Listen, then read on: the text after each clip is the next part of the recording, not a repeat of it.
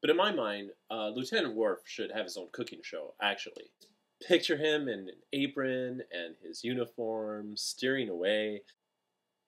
There are those who make Rice Krispie bars with peanut butter and honey, and there are those who use marshmallows, and they are without honor. So there you go, Aubrey. A bit long. Well, some people got quality, and you got quantity.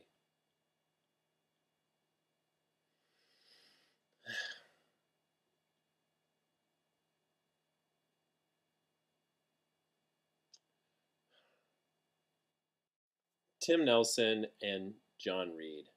Hello. Well, I put you guys together for a reason. There's two things that us three appreciate, I think. And that's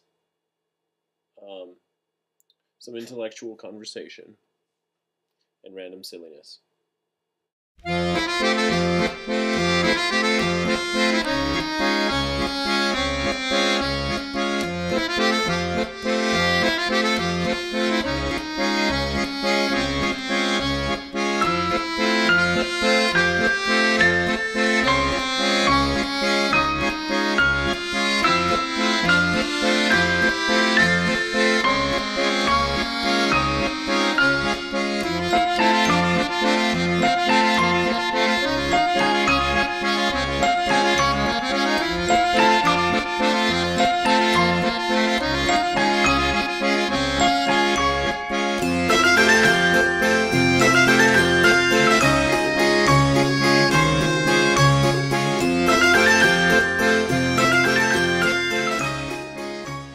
So we all know that good exegesis involves bringing out the original intended meaning from the original author. However, we also know now that intentionality is suspended within interpersonal and political tensions. For instance, I cannot help but reference Tom Wright, who brings about the insight that Paul's letters aren't these abstract truths, but they make sense within a political situation as he's trying to facilitate community. But anyway, so good exegesis also involves uncovering underlying power plays. But it seems to me beneath interpersonal and political tensions are existential tensions. And there lies issues of the soul, authenticity, and whatnot. I'm not sure if it's as obvious how political tensions are suspended by existential tensions. But for behavior to go beyond mere conforming, it must not be about securing desire, but about participating in something larger than the self. So really it's the aesthetic dimension that dictates action. This is why Kierkegaard's Night of Faith can teleologically suspend the ethical, right?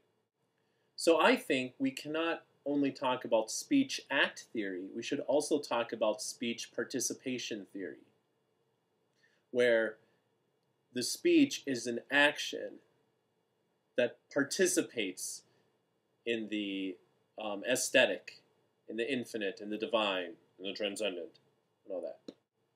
Is good hermeneutics then to construct and enter into an intersubjective, interpolitical, and interconceptual grid with the author so that I can relate through my conceptions, the author's conceptions, through my political and interpersonal tensions, the author's political and interpersonal tensions, to relate to the author's existential issues through my existential issues? Is that what good hermeneutics is about? Does that make sense?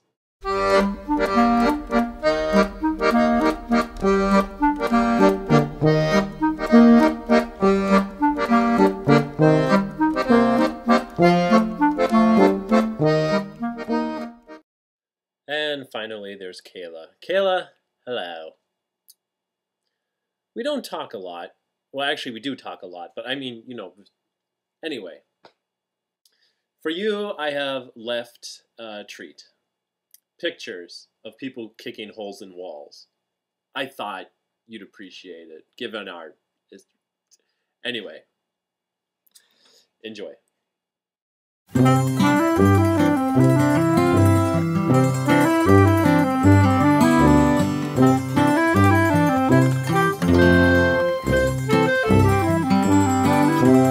heard of the latest craze that's out, a new style of greeting without a doubt.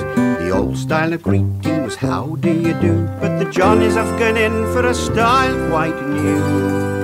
When a Johnny meets a Johnny in the street, he raises his hat in a style so neat, shakes hands in the usual orthodox way, then one to the other will be sure to say, how do you do? How do you do? Awfully pleased for to meet you. How do you do?